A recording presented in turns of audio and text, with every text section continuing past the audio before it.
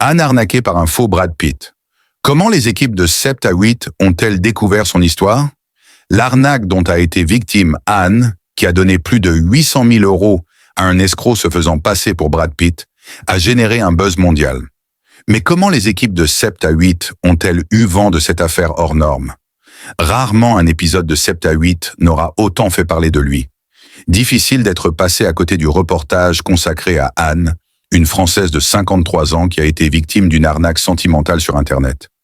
Alors qu'elle s'était inscrite pour la première fois sur les réseaux sociaux, elle a été approchée par une femme se présentant comme la mère de Brad Pitt, avant d'être contactée par l'acteur américain en personne. Du moins c'est ce qu'elle pensait, au point de se lier d'amitié avec l'intéressé, puis d'en tomber amoureuse.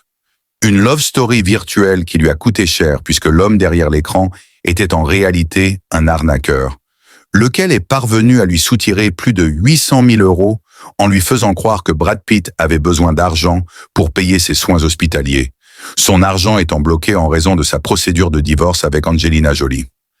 Courageuse, il faut l'admettre, Anne a accepté de raconter son histoire à visage découvert dans l'émission 7 à 8 sur TF1, et depuis, elle est harcelée sur les réseaux sociaux. En raison des photomontages de l'acteur auquel elle a cru, la décoratrice d'intérieur est vivement moquée sur la toile. Une situation devenue si insupportable que le reportage a finalement été retiré de la plateforme en replay. Je précise quand même que c'est une décision extrêmement rare et extrêmement lourde. Ça arrive souvent que des reportages ne plaisent pas. C'est la loi du genre. Et on nous demande parfois de retirer des reportages du replay, mais on ne le fait pas. Explique à TV Magazine Philippe Pécoul, producteur et directeur de la rédaction de 7 à 8.